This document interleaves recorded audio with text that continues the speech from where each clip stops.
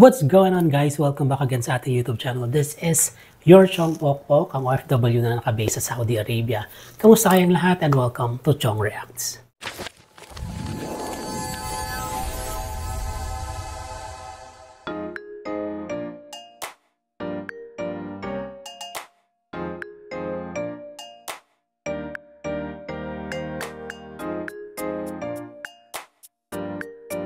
For today's reaction vlog, mga Chong, magre-react na naman tayo sa panibagong semi-finals performance ng TNT Kids Season 2. At ito nga si 3D at si Laika Jane. Kaya naman excited na tayo dahil palapit na ng palapit yung Grand Finals at hopefully ay makapag-react at mapanood din natin yung Grand Finals at dahil sobrang gagaling ng mga finalists and semi-finalists at mga contender din ng mga last, mga first weeks of TNT Kids. At ngayon nga napapalapit na yung kanilang huling tapatan, excited na tayo kung sino ba yung maglalaban-laban. At kung hindi nyo pa napapanood, yung mga previous semi-finalist performances, nireactan din natin yun. Kaya naman, i-check nyo na lang dito sa channel natin, sa Chong Bok Fam.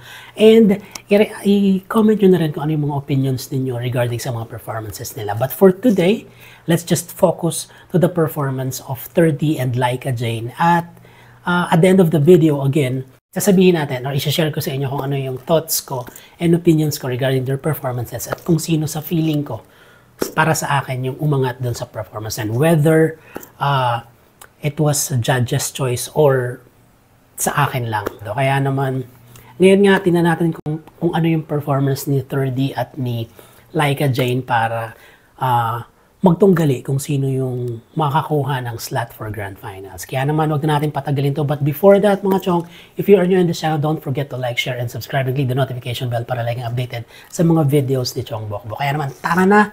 Simulan na natin to. Let's do this. Semi-finalist mula sa La Union, 3D. Si 3D muna ang mauna from La Union.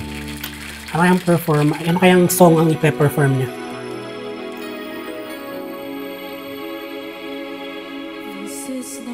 Okay. Eric Santos, please.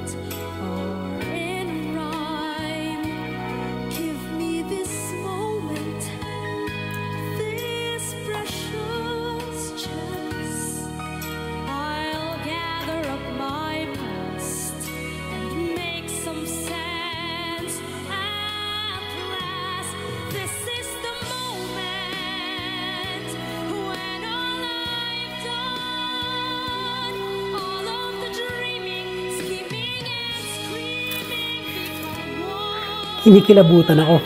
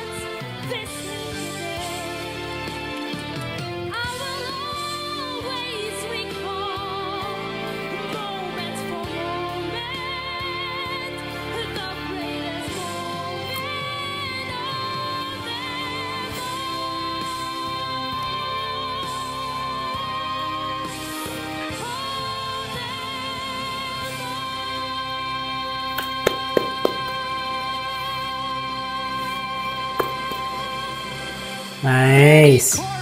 3D Corpus. check na natin ngayon yan kay Laika Jane kung ano naman yung ipe-perform niya. And at the end of this performance, tsaka ako sasabihin kung ano yung feeling ko regarding, or kung ano yung reaction ko at yung opinion ko regarding their performance. So, let's do this. General Santos City, home of the champions. Yung antay niya, Laika Jane. Storya.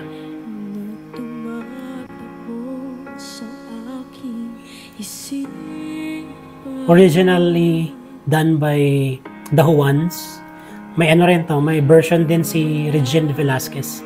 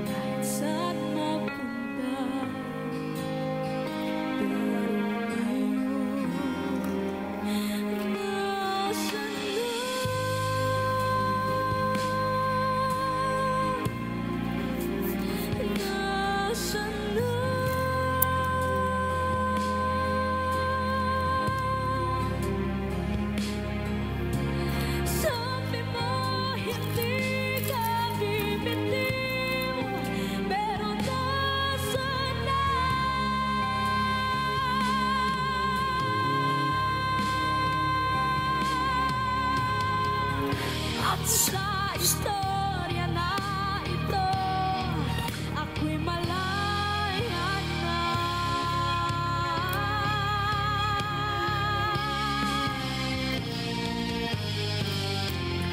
Magpapatuloy ang mundo kahit na mag-isa.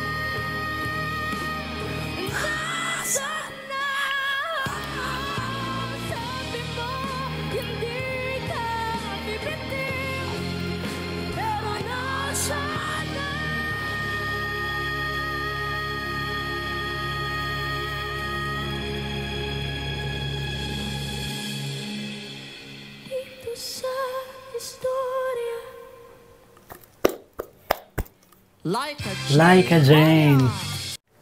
Alright, so okay, so it's hard to choose who's sang best, and parang feeling ko parehas silang kulang.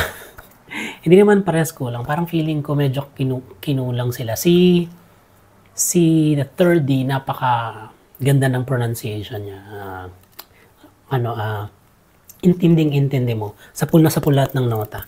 Yung parang, ganun siya ka-flawless. Kaya lang parang kulang ng, kulang ng diin. Parang nakulangan ako ng diin. Nakulangan ako ng power. Kasi nung kinanta ni Eric, well, hindi naman dahil si Eric kasi talagang, nung time na yun ay, na siya yung alam niya na yung mga emotions kung saan dadalhin yung mga kanta, di ba? Yung mga lyrics ng kanta, no?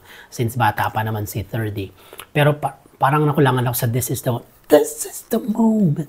Yung parang ganun, yung gigil, na hindi ko naramdaman masyado yung gigil. Pero yung lahat ng notes na yun, natamaan niya, napaka-clear ng voice, parang pwede siya sa mga theater. Parang ganon. Pwede siya sa mga Broadway pala. Broadway songs. Pwede kasi ang linis ng pagkakakanta niya. Naiintindihan mo kagad yung boss, yung sinasabi niya, mga lyrics niya. Kay Laika Jane, yung storytelling niya na sobrang bata pa lang siya, no? Pero yung storytelling niya napakaganda na. Yung version na ginawa niya ay version ni Regine Velasquez. Napakinggan ko to kasi favorite ko to sa The Who Ones. Mga songs ng The Who Ones, favorite ko yan. Kasi napakaganda ng meaning, napakaganda ng hugot, napakaganda ng kwento. Tapos ito yung isa sa mga kinover ni Regine Velasquez na napakaganda ng pagkakagawa. Tapos talagang alam mong inangkin niya. Yung version ni Laika Jane, napakaganda ng atake niya kasi napakabuo ng boses niya. Pero medyo hindi maganda, hindi naman sa hindi maganda. Parang luminipis siya ng pagka mataas na parang feeling mo hindi niya maaabot. Although na naabot niya naman, pero parang hindi niya naabot yun na parang may ganong factor na parang hindi niya naabot yung kasi ang galing ng pagkakanta ni Regine Velasquez yun. Although na bakit ko ba si Regine, kino-confer si Regine sa performance niya, no? Pero napakaganda ng pagkakabuo ng boses ni Laika Jane kapag yung range niya lang, yung hanggang range niya lang. Pero pag tinodo mo na, ramdam mo na parang nag-grind yung vocal cords niya. Parang lumini-pace na parang feeling mo hindi niya maaabot. Parang may ganung factor. Mahirap kasi parehas silang magaling na parehas yung kanilang level ng pagkakanta. Siguro kung ako yung isa sa mga hurado, which I'm not, and walang bearing naman to, for me siguro I would pick 30. Kasi lahat, hindi ako nahihirapan nung pinapakinggan ko siya. Parang atis ako na aabot niya to. Ang nagkulang lang naman siya ng konti dun sa gigil. Yung paparamdam niya sa'yo nagigil. Kasi ganun yung tugtog ng "This is the moment." With Laika Jane naman, napakaganda ng storytelling niya. Yun nga lang, parang may na factor na naku, hindi niya makukuha. Parang naaalangan ako, gano'n. But nevertheless, parehas nilang na-perform ng maayos yung kanilang kanta at ramdam mo na alam mo sa pag pinakinggan mo sila na lahat ng nota ay na hit nila, walang sumablay, walang nag-off key, walang nag-flat, walang nag-sharp. Talagang kailangan mo lang mamili kung sino, at para sa akin yung performance lang ni 30 yung medyo naging relax ako na parang abot na abot na yung kanta. So yun mga chong, if you think na iba kayo sa opinion ni Chong Bokbok, please let me know in the comment section below. At kung meron pa kayo ibang mga opinions, please share us to us by commenting on this video. At dito na nagtatapos ang ating reaction vlog, and hopefully nag-enjoy kayo kasi ako ay parang feeling ko kung isa ako sa mga hurado ay mahihirapan talaga ako. Hindi ako makaka-move on kapag meron akong tinanggal sa kanila. But hopefully, itong mga batang to, kung hindi man sila palarin ngayon, sana hindi sila mag-stop bilang mga singer dahil napakaganda ng future ng ating OPM. So, bago tayo magtapos mga chong, if you are new in this channel, don't forget to like, share, and subscribe, and click the notification bell para like and updated sa mga videos ni Chong Bokbok. This has been Chong Bokbok saying, be like a tree that keeps growing, live, love, and keep moving. Have a great day. Bye-bye.